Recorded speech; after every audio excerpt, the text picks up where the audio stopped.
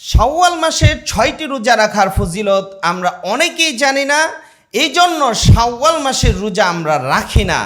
যদি আপনি শাওয়াল মাসের রোজা রাখার ফজিলত জানতেন তাহলে পাগল হয়ে যাইতেন, আপনি অবাক হয়ে যাবেন।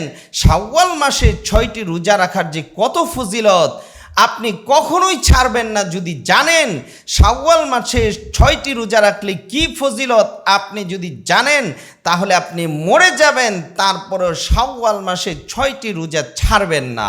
এত ফজিলতপূর্ণ রোজা শাওয়াল মাসে ৬টি রোজা যারা রাখবে, নবীজি সাল্লাল্লাহু আলাইহি ওয়াসাল্লাম বলেছেন, মান সামা রমাদান সুম্মা আতবাআহু সিত্তাম মিন শাওয়াল কানা কাসিয়ামিদ দাহর। নবীজি সাল্লাল্লাহু আলাইহি ওয়াসাল্লাম বলেছেন, মান সামা রমাদান, যেই ব্যক্তি রমজান মাসের রোজা রাখলো, সুম্মা আতবাআহু সিত্তাম মিন শাওয়াল, যেই ব্যক্তি রমজানের রোজা রাখার পর শাওয়াল মাসের ৬টি রোজা রাখলো, নবীজি সাল্লাল্লাহু আলাইহি ওয়াসাল্লাম বলেছেন, কানা কাসিয়ামিদ দাহর, সে যেন পুরা বছর রোজা রাখার সওয়াব পেয়ে গেল। সুবহানাল্লাহ! আপনি অবাক হয়ে যাবেন, আশ্চর্য হবেন যে পুরা বছর আপনি রোজা রাখেন নাই, অথচ নবীজি সাল্লাল্লাহু আলাইহি ওয়াসাল্লাম বলেছেন আপনি পুরা বছর রোজা না রেখেও রোজার সওয়াব পেয়ে যাবেন। সুবহানাল্লাহ! নবীজি সাল্লাল্লাহু আলাইহি ওয়াসাল্লাম বলেছেন ৬টি রোজা যদি এমনভাবে রাখে, যেই ৬টি রোজা রাখলে পুরা বছরের সওয়াব পেয়ে যাবে, তাহলে কে এই ৬টি রোজা ছাড়বে?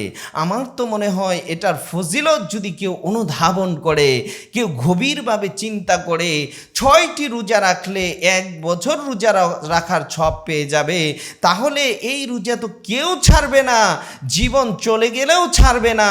আপনি রমজান মাসে ৬টি রোজা রেখেছেন, তাহলে শাওয়াল মাসের ৬টি রোজা রেখে দিন। আল্লাহর নবী বলেছেন পুরা বছর রোজা রাখা সওয়াব পেয়ে যাবেন।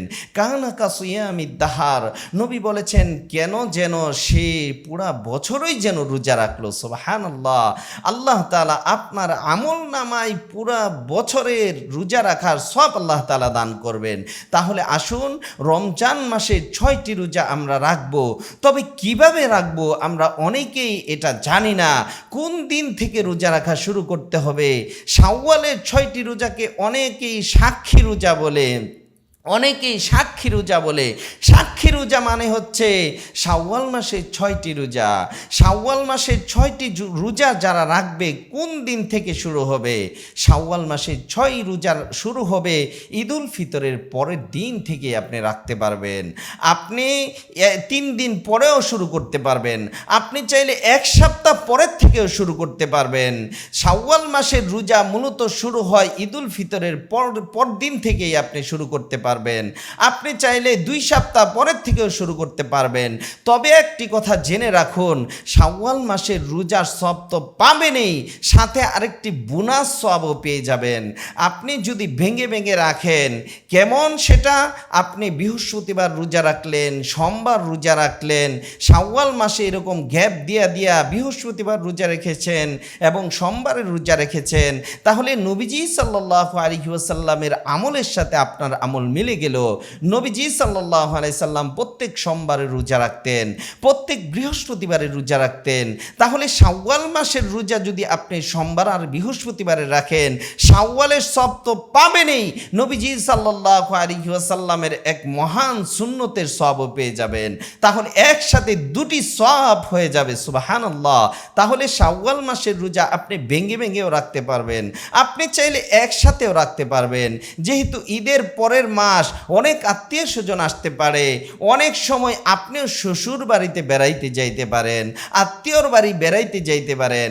সেই ক্ষেত্রে ওলামায়ে কেরাম বলেন ভেঙে ভেঙে রাখাই উত্তম। নফল রোজা যেহেতু আপনার বাড়িতে মেহমান আসবে অথবা আপনি কোথাও মেহমান হয়ে যাবেন, আপনি রোজা রাখবেন, এটা যেন কেমন দেখা যায়, আনন্দ হবে না। আত্মীয় স্বজন আসবে, আপনার শরীরটা ক্লান্ত থাকবে এবং খারাপ লাগতে পারে। সেই ক্ষেত্রে আপনি একসাথেও রাখতে পারবেন, ভেঙে ভেঙে রাখাটা আরও উত্তম। আল্লাহ তাআলা আমাদের সবাইকে শাওয়াল মাসের ৬টি রোজা রাখার তৌফিক দান করুন। আসসালামু আলাইকুম ওয়া রাহমাতুল্লাহি ওয়া বারাকাতুহু।